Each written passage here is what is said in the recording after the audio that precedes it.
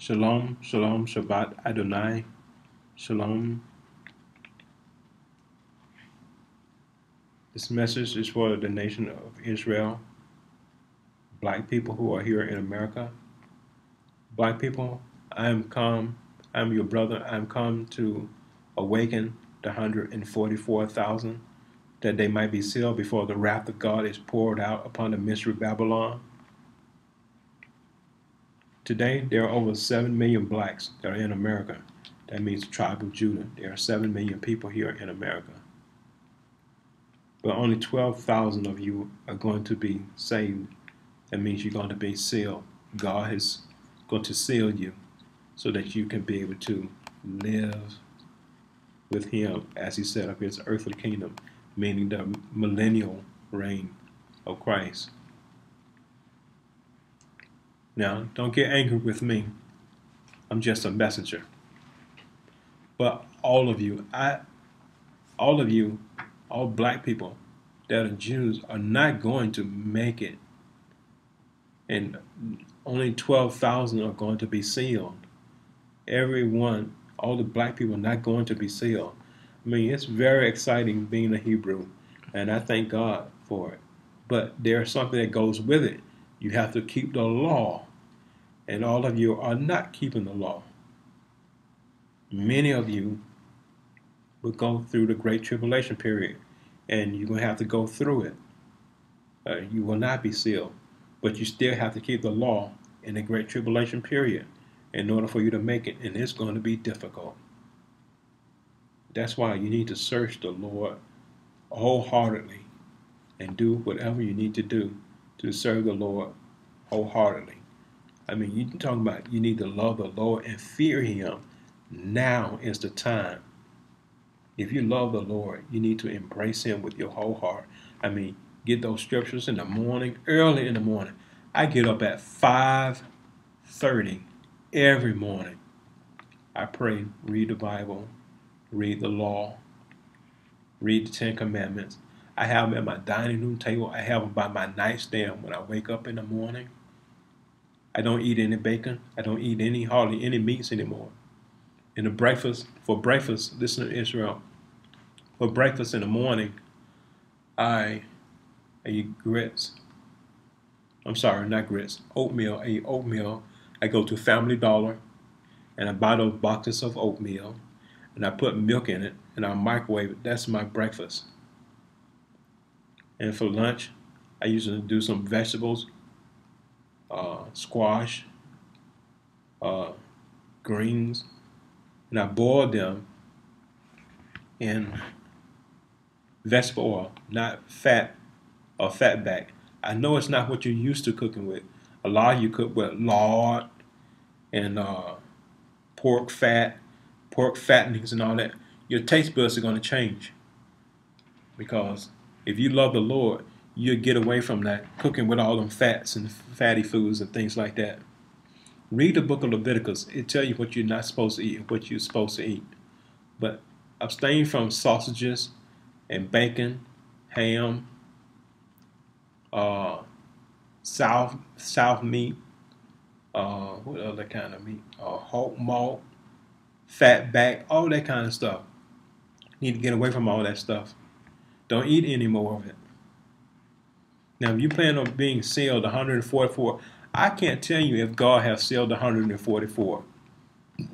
I'm the Lord's servant. He didn't tell me if He has sealed. But I know before the wrath of God being poured out, that He's going to seal the 144,000. That they're not going to go through the rapture. They're not going to go through the tribulation period. But the ones that are not sealed, along with the Gentiles, they're going to have to go through it together. And you're going to need each other, Hebrews and Gentiles. If you go through the Great Tribulation period, you're going to need each other. The tribe of Manasseh, they was in India. And when they had took people out of India, that was in the tribe of Manasseh, I think it was only 13 people that they had took from India. And so God is willing to take these people who will have little people in their tribe and put them As long as because God said for 12,000 each tribe, it's going to be 12,000 each tribe. So whether you are here in America or in the Caribbean or the Western Indies, wherever there are not 12,000 people at, God is going to compensate and put those people in those tribes. So if you're in the Western Indies, I don't know if there's 12,000 people in the Western Indies or in the Caribbean. I personally don't know which tribe is where. Some other people, they'll tell you that these tribes are these, they're saying that these people, Seminoles are these people, and these people are this tribe. I don't have that information. And I'm not going to tell you that these tribes or this country is this tribe. I don't have that information. Only thing I know is that in the book of Isaiah, it says that we come from the wellspring of Judah. And that's talking about me. And I know that. So that means I am the tribe of Judah. And that means the people here in America in the tribe of Judah. But Judah can be other people also. Judah can be in the tribe of the Caribbeans. There can be other people, because when we was on the slave ships, they didn't separate us by tribes. They just put all those black folks on a ship and shipped us over here. But I tell you this, we were hand chosen to be in this day. We was hand chosen. If you are here and you're not the 144, you still was chosen to live in this day, to be able to go through the Great Tribulation period. God is with us, children, if we just lean not to our own understanding and walk with God daily. Keep His commandments and obey His laws. God will bring us through this thing, and we'll all be in Jerusalem together. Oh, I want to tell you, when we leave the 144,000, when we are sealed, and when we leave this country, we will not remember. So don't think you can take your cell phone with you and be able to call back home. We will not remember anything about America. We will not. If your family, your mama, your sister, your brother did not make it, you ain't gonna be able to call them up and ask them, did they make it or are they here? You will not remember the former things, because God is going to wipe all these things from your memory. You will not remember them. You will not remember your mama, your grandmama, your auntie, your cousin, because God is going to wipe away all the tears from you, and your memory also. All those things going, because He don't want you grieving for them. He don't want you to be able to worry about them. He wants you to focus on Him. God's going to set up His kingdom, His earthly kingdom, and people from around the world is going to come and worship Him on His great mountain. He's not going to use the temples that they built, that Solomon built, or those Khazarians got over there right now. He ain't using none of that mess.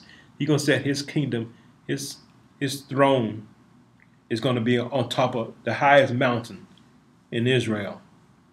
Which mountain it is, I don't know. But it's going to be beautiful. He's going to set up His kingdom there.